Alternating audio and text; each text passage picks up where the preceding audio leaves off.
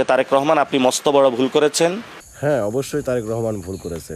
তারেক রহমান ভুল করেছে এই কারণে, তোর মতো একটা আম ছাগলকে এখনও রাজনীতির মাঠে রাজনীতি করতে দিচ্ছে। এখানে যদি আওয়ামী লীগ সরকার থাকতো, তোকে যে কবেই পাশায় বাঁশ দিয়ে হাতের কেন্দ্রে 3 মাথার মোড়ে খাড়া করে রাখতো। কারণ তোর যে কথাবার্তার সাইজ দেখি, তারপর কি বলিস? এর জন্য আপনার কাফফারা দিতে হবে, এমন কাফফারা দিতে হবে যে কাফফারা আপনি কতক্ষণে এক্সপেক্ট করেন না। হ্যাঁ, অবশ্যই তারেক রহমানকে কাফারা দিতে হবে। কাফারা দিতে হবে এই কারণে যে তোর মতন একজন চুনে পুটুকে কোনো রাজনীতির মাঠে ঘোরাফেরা, সমাবেশ করা, বিভিন্ন মিছিল মিটিং করার সুযোগ দিয়েছে। বললাম না, এক কথাই তো বললাম, যদি এই জায়গায় আওয়ামী লীগ সরকার হতো কবে একটু বাঁশ দিয়ে খাড়া করে রাখতো। কিন্তু তারেক রহমান হচ্ছে সেই মাল না, সেই সরকার না। কারণ এখানে সবার সমান অধিকার। তুমি ভাই কে, কোথাকার কে? তুমি তারেক রহমানকে হুমকি দিচ্ছ। আপনি আমার পার্সোনাল রক্ত ঝরাইছেন। আপনি আমার বয়সে বড় হবেন, ছোট ভাইয়ের রক্তের প্রতিশোধ নিবে।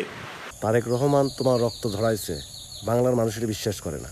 কারণ তারেক রহমান এত এক ভদ্র ছেলে, যার ওপর গত 20 বছর একটা সরকার নির্যাতন করেছে, সেই সরকারের নাম আজ পর্যন্ত সে মুখে নেয় নাই।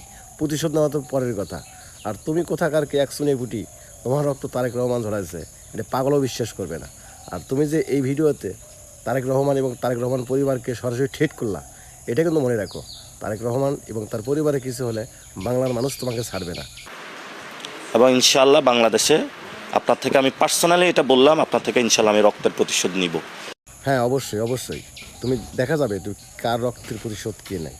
আরেকটা কথা মনে রাখো যে এইটা কিন্তু এক ধরনের ঠেট, এক ধরনের হুমকি। তারেক রহমান বা তার পরিবারের যদি কোনো ক্ষতি হয়ে যায়, সর্বপ্রথমে দায়টা তোমার উপর আসবে। এটা একটু মাথায় রাখো। আরেকটা জিনিস মনে রাখো যে ভাই, এই বাংলাদেশে এখনও তুমি রাজনীতি করতে পারছো, তোমার দল রাজনীতি করতে পারছে শুধুমাত্র বিএনপির কারণে। হয়তো বলবা কেমনে, লজিক আছে অবশ্যই।